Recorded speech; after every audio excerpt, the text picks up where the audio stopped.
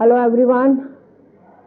सो अभी हम बात करने लगे हैं on the same topic, continuing with that online teaching, how to adjust with change in mode of learning. So we are meeting again after a short introduction. तो ये वाला जो पार्ट है हमारा, इसमें मैं ज़्यादातर कम्युनिकेटिव लैंग्वेज के तौर पे हिंदी यूज करूँगी as per your popular demand. And जो नए मेंबर हमारे साथ जुड़े हैं उनमें कुछ पेरेंट्स भी हैं हमारे पास अभी साथ में, क्योंकि ये वाला जो सेगमेंट है इसमें हम उन बातों के बारे में भी बात करेंगे जो कि पेरेंट्स के साथ बहुत जुड़ी हुई हैं। तो जब भी हम टीचर भी हैं और पेरेंट्स भी हैं, then also we can think about how parents they feel about online teaching. लेकिन जो पेरेंट्स और टीचर दोनों के रोल निभा रहा है, यानी जो एक एजुकेटेड पेरेंट है या जो एक टीचिंग के फील्ड में भी है, उसके सोचने में और उन पेरेंट्स के सोचने में थोड़ा फर्क हो सकता है जो एजुकेशन के फील्ड के साथ नहीं जुड़े हुए या सिर्फ अपने बच्चे के थ्रू जुड़े हुए हैं। तो इस सेगमेंट में भी आप अपना मैसेज पोस्ट कर सकते हैं कमेंट सेक्शन में, जिनको मैं बाद में लूंगी। फिर अपना टॉपिक कंप्लीट करने के बाद मैं जो भी आपकी क्वेरीज हैं या जो भी आपके क्वेश्चंस हैं उनको टैकल करने की कोशिश करूंगी, और उसके बाद फिर हम एक ओपन सेशन कंडक्ट करेंगे जिसमें सभी अपने अपने जो विचार हैं वो रख सकते हैं, अपना अपना आइडिया, और अगर कोई पॉइंट इसमें छूट गया है तो उसके बारे में भी हम डिस्कस करेंगे। तो शुरू करते हैं हम अभी का जो टॉपिक है। तो ऑनलाइन टीचिंग के बारे में हमने थोड़ा जान लिया है, बीइंग टीचर्स हमें थोड़ी अवेयरनेस भी है। तो अभी आपके लिए ये क्वेश्चन है, how do most of the parents perceive online teaching, यानी पेरेंट्स जो हैं उनके लिए ऑनलाइन टीचिंग का क्या मतलब है। अब जब मैं पेरेंट्स की बात कर रही हूँ तो उसमें सभी तरह के पेरेंट्स आ जाते हैं, जो बहुत एजुकेटेड हैं, बहुत अवेयर हैं, चेंजिंग सिनेरियोज की पूरी उनको समझ है, और ऐसे पेरेंट्स भी आ जाते हैं जिनका एजुकेशनल बैकग्राउंड शायद इतना अच्छा नहीं है, लेकिन एक सोसाइटी के मेंबर होने के नाते उनको सोसाइटी के बाकी सब पहलुओं की पूरी समझ है।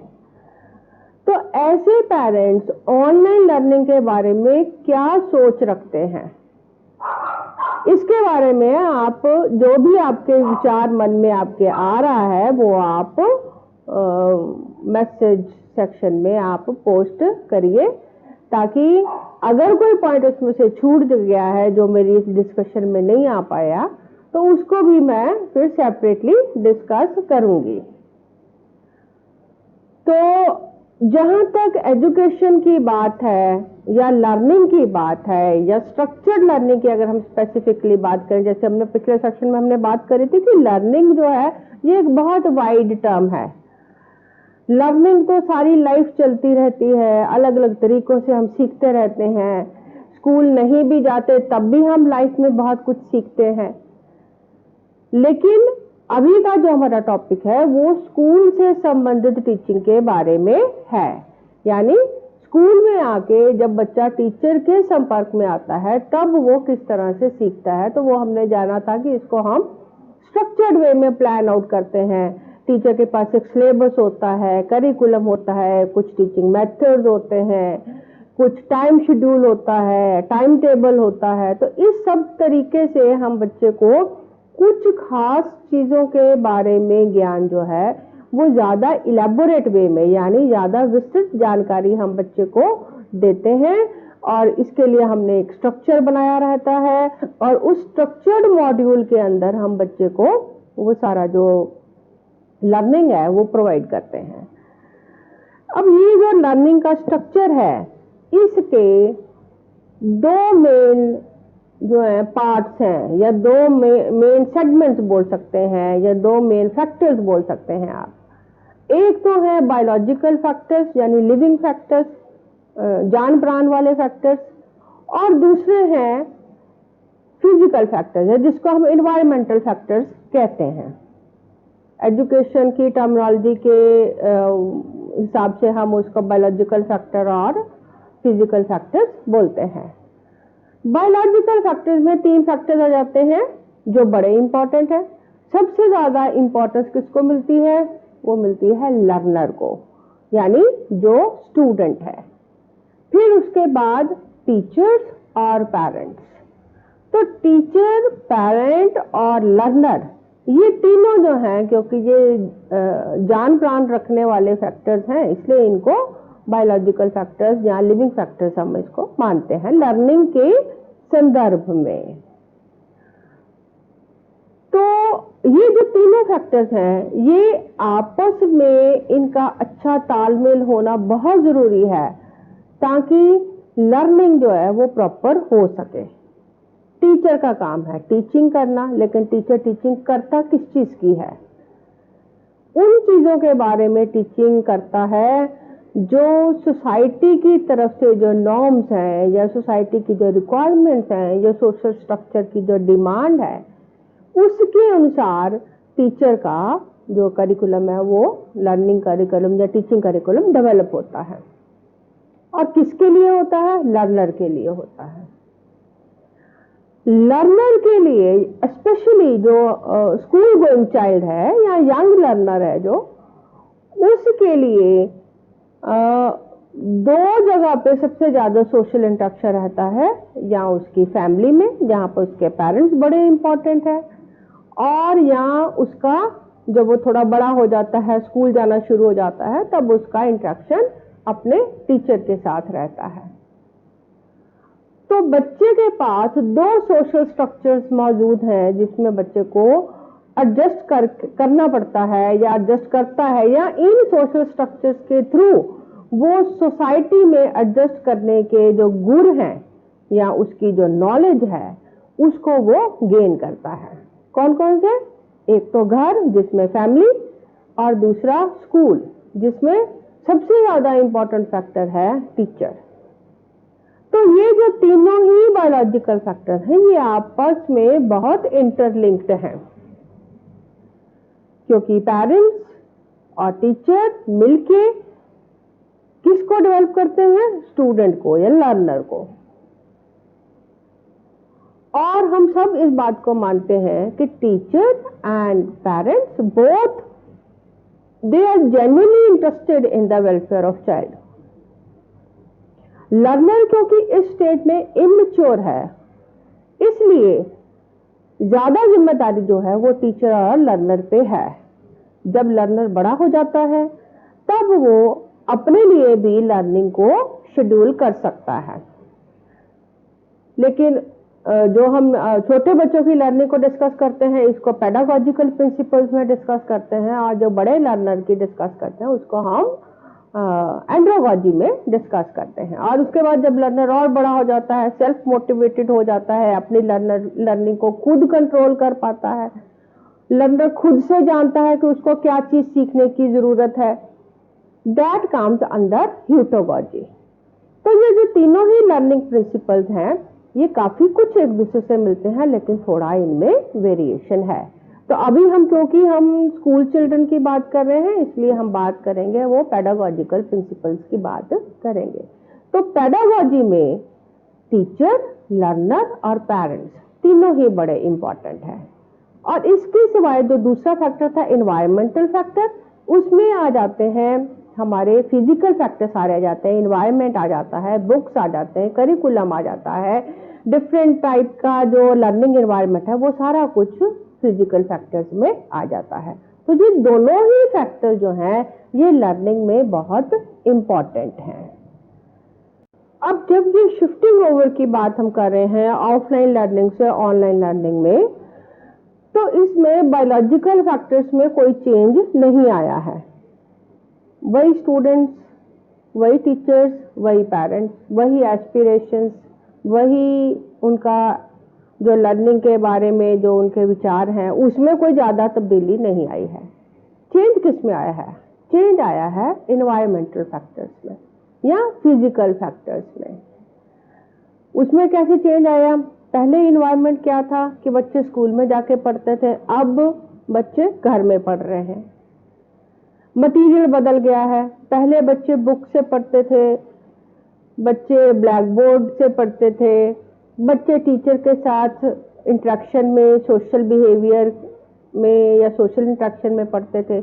अब इन चीज़ों में चेंज आ गया है। अब वो कंप्यूटर से पढ़ रहे हैं, टीचर कहीं दूर बैठा हुआ है, और प्रिंटेड बुक्स की बजाय अब ई लर्निंग आ गई है या ऑडियो बुक्स आ गई हैं। और पहले टीचर जो है वो ज़्यादातर बोल के या लिख के इन कामों को करता था। अब ज़्यादा जो वर्क है वो in form of digital material जो है वो चीज़ें वो आ गई हैं। तो इस तरह से लर्निंग एनवायरनमेंट में काफ़ी तब्दीली आई है when we are talking about online and offline learning।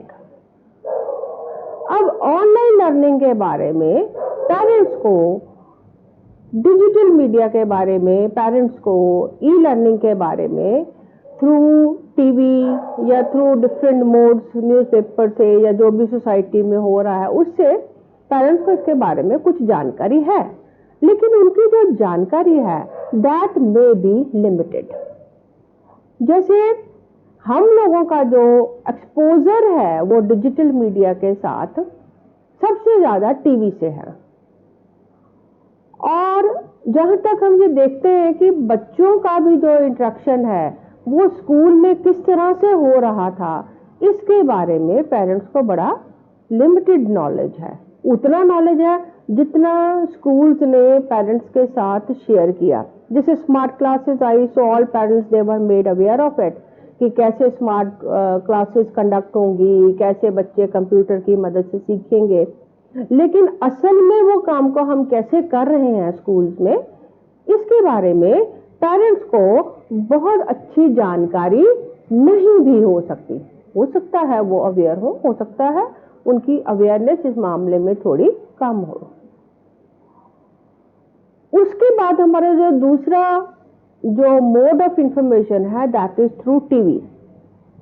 TV में जब भी ऑनलाइन लर्निंग की या कंप्यूटर लर्निंग की बात होती है दैट इज थ्रू एप्स, क्योंकि कई तरह के लर्निंग एप्स हैं, कई तरह के उनका एडवर्टाइजमेंट आता है, तो वो कुछ ऐसा एडवर्टाइजमेंट रहता है जिससे पेरेंट्स सोचते हैं कि शायद सारा ही जो कंप्यूटर का जो लर्निंग है, कंप्यूटर असिस्टेड लर्निंग जो है, that is all in the form of some videos और maybe in the form of some gaming, और there is some kind of walking talking जो कार्टून टाइप हैं, इस तरह का कुछ उनका एक नजरिया रहता है।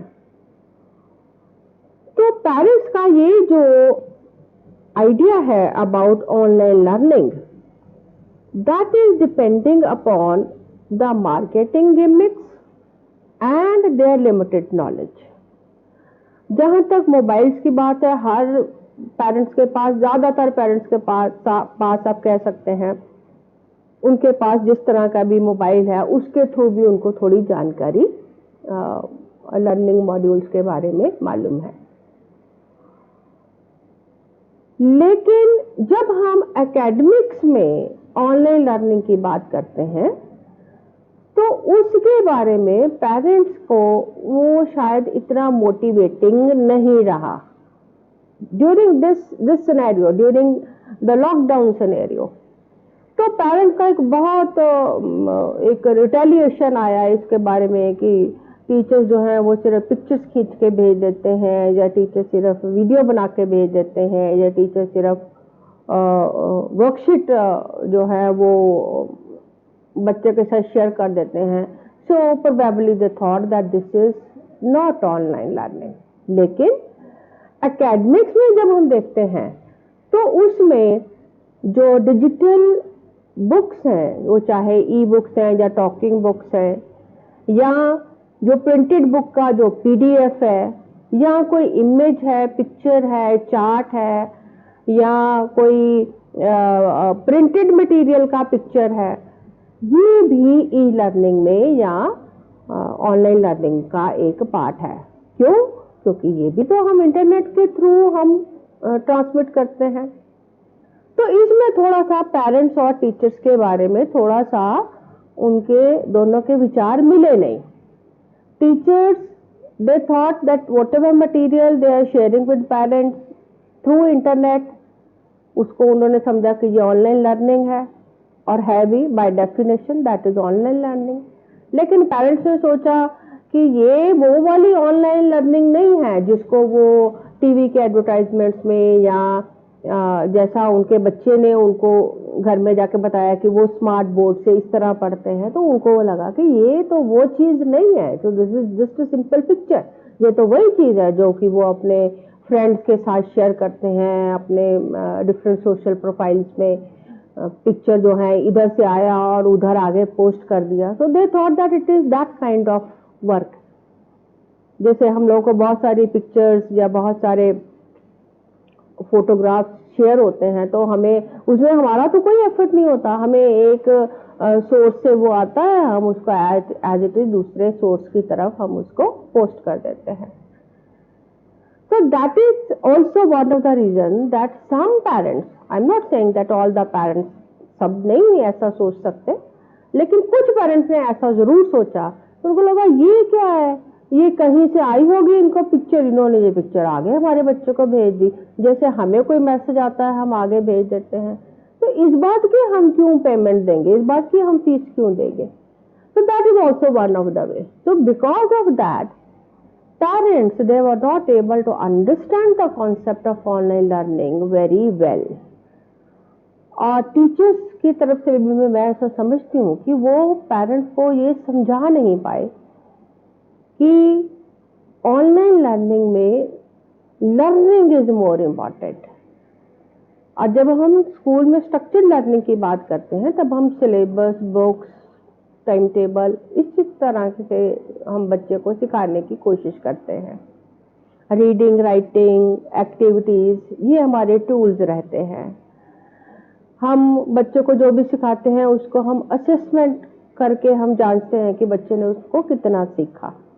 जबकि ये जो चीजें हैं ये व्हाट्सएप या कोई और सोशल प्रोफाइल के ऊपर ये लागू नहीं होती। तो ये थोड़ा सा जो डिफरेंस था जिसमें टीचर्स अच्छी तरह से पेरेंट्स को ये समझा नहीं पाए, उनका ऑनलाइन लर्निंग की तरफ एक पॉजिटिव एटीट्यूड नहीं बना पाए, तो इसकी वजह से भी बहुत हिंड्रेंस उसमें क्रिएट हुआ for generating the interest toward online learning. और क्योंकि ये कुछ नए तरह का पढ़ना था, हम खुद उस तरीके से नहीं पढ़े, हमने खुद उस तरह से नहीं पढ़ाया था, तो पेरेंट्स को भी इसके बारे में बहुत क्यूरियोसिटी थी that what is this online learning. So that is why they took a lot of interest. बहुत उन्होंने इंटरेस्ट से उन्होंने वो बच्चे की क्लासेस अटेंड करने की भी कोशिश करी, ये जानने के लिए कि ये ऑनलाइन लर्निंग क्या है। That is out of curiosity. और इस तरह से उनका बच्चों के साथ एक अच्छा इंटरेक्शन भी बना। दे केम टू नो कि उनके बच्चे कैसे पढ़ते हैं, जो शायद इतने वर्षों में उन्होंने नहीं जांचा था। तो ये जो जानकारी उनको हुई कि उनके बच्चे कैसे पढ़ते हैं, उनके बच्चे का कैसा इंटरेक्शन है क्लास में, ये कहीं कहीं पर मोटिवेटिंग रहा और कहीं कहीं पर बहुत ही डीमोटिवेटिंग रहा। तो ये जो जानकारी उनको हुई इस लर्निंग मेथडोलॉजी के बारे में, ये कहीं कहीं पर पेरेंट्स के लिए बहुत मोटिवेटिंग रहा। उनको अपने बच्चे के लर्निंग स्टाइल के बारे में पता चला, उनको अपने बच्चे की लर्निंग हैबिट्स के बारे में पता चला, उनको ये पता चला कि टीचर कोशिश करके पढ़ा रहे हैं, समझा रहे हैं, लेकिन हमारा बच्चा इंटरेस्ट नहीं ले पा रहा। उनको जानकारी हुई कि उनके बच्चे को जो क्लास में पढ़ाया गया है उसको रिटेन करने में, मेमोराइज करने में कहाँ दिक्कत आ रही है। तो एक तरह से ये एक अच्छा एक्सरसाइज रहा, क्योंकि पेरेंट्स ने अपने बच्चों को बहुत जानने की कोशिश करी। और इसका एक साइड इफेक्ट भी हुआ। साइड इफेक्ट इसका ये हुआ कि उनको इसके बारे में भी जानकारी हुई कि टीचर कैसे पढ़ा रहे हैं।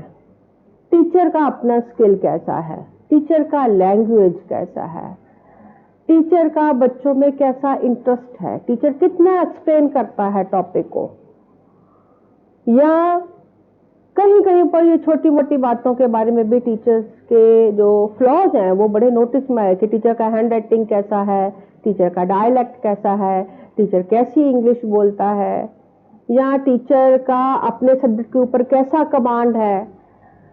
और कहीं कहीं पर तो टीचर के ड्रेस सेंस के ऊपर, बॉडी लैंग्वेज के ऊपर, टोन के ऊपर भी उनका ध्यान गया, जो अभी तक उनका ये ध्यान नहीं गया था। हालांकि उनको बच्चों को काफी साल हो गए थे उसी टीचर से पढ़ते हुए, या उस टीचर के साथ उनका कुछ कांटेक्ट भी था थ्रू पेरेंट्स मीटिंग। उनको मालूम भी था कि ये टीचर हमारे बच्चों को 2 से 3 से 4 से 5 साल से पढ़ा रहा है। लेकिन अभी जो उनको जो अवेयरनेस हुआ इस चीज के बारे में, that was really an eye opener for the parents.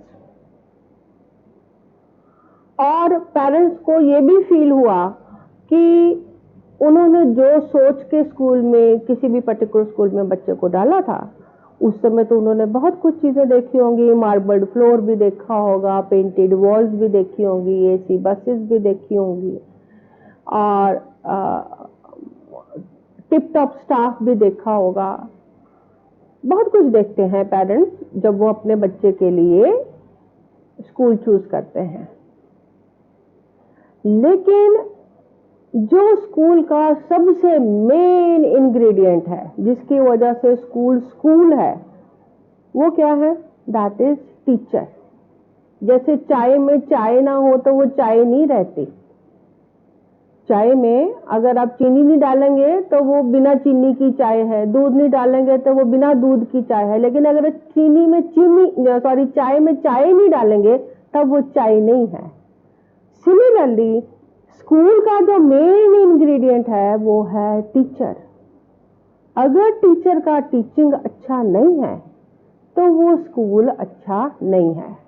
चाहे उसका बिल्डिंग कितना भी अच्छा था, उसका इंफ्रास्ट्रक्चर बहुत अच्छा था, उसकी बसेस बहुत अच्छी थी, उसके लॉन बहुत अच्छे थे, उसका कंप्यूटर लैब बहुत अच्छा था, लेकिन उस समय शायद पेरेंट्स का इस बात पे ध्यान नहीं गया कि उस स्कूल का टीचर जो उनके बच्चे को पढ़ा रहा है उसका टीचिंग स्टाइल कैसा है, वो टीचर का इंटेलेक्चुअल लेवल क्या है, उस टीचर का लर्निंग टीचिंग स्ट्रेटजीज पे कितना पकड़ है, वो टीचर उनके बच्चे में कितना इंटरेस्ट ले रहा है, एंड सेम वे उनका बच्चा क्या सीखता है।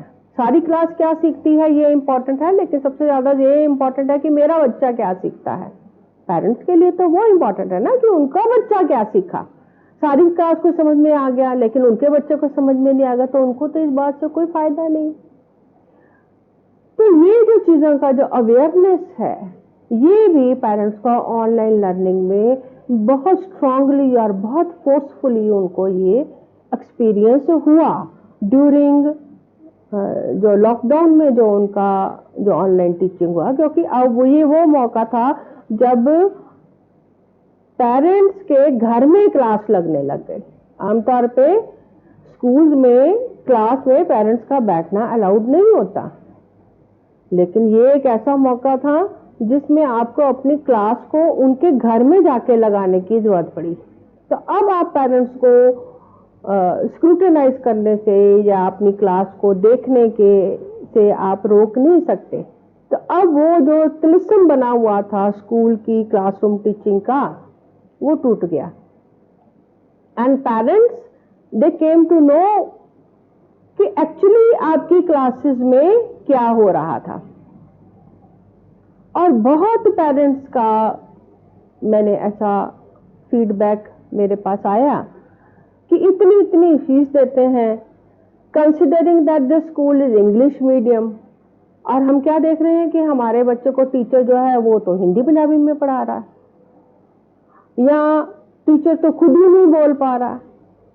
Specially for English medium schools, this feedback it came to the principals and to the educators, जिसके पास भी पेरेंट्स को लगता है कि हाँ यहाँ पर उनकी बात की सुनवाई होगी, वहां पर ऐसा फीडबैक आया।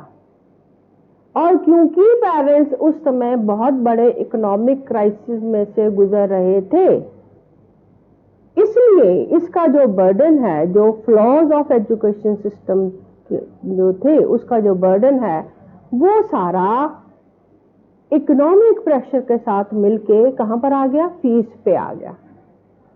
वरना मेरे इतने सालों के टीचिंग एक्सपीरियंस में मैंने ऐसा कभी नहीं देखा कि पेरेंट्स इतना रिटेलिएट करें कि हम फीस नहीं देंगे, जबकि मेरे पर्सनल एक्सपीरियंस में हमेशा ये आया है, और शायद आप बाकी लोगों से भी बात करके देखेंगे तो यू विल रियलाइज दिस, कि पेरेंट्स अपनी हैसियत से ज्यादा करने को तैयार होते हैं अपने बच्चों के लिए, because they know that children are their future. तो ये मैंने पहली बार इतनी इंपॉर्टेंस इस चीज को दी गई कि दैट वी विल नॉट पे the fee. That means that somehow parents they felt, उनको ऐसा लगा कि ये जो फीस हमसे मांगी जा रही है ये तो बिल्कुल भी उस टीचिंग के लिए जो हमारे बच्चों को मिल रही है, it is not justiciable. Parents को टीचर की सैलरी ना मिले इसमें उनका कोई मंशा नहीं है। हर पेरेंट्स चाहते हैं, उनको भी मालूम है उनके खर्चे हैं, टीचर्स के भी खर्चे हैं, कोई पेरेंट ये नहीं चाहता कि टीचर को सैलरी ना मिले। लेकिन parents they are very irritated because of poor quality of education that was provided। तो इसलिए टीचर्स को और पेरेंट्स को ये बात बहुत समझने की जरूरत है कि टीचर और पेरेंट एक दूसरे के दुश्मन नहीं है। क्यों? क्योंकि उन दोनों का एक कॉमन इंटरेस्ट है, दैट इज द लर्नर, और वो दोनों उसकी बेहतरी चाहते हैं।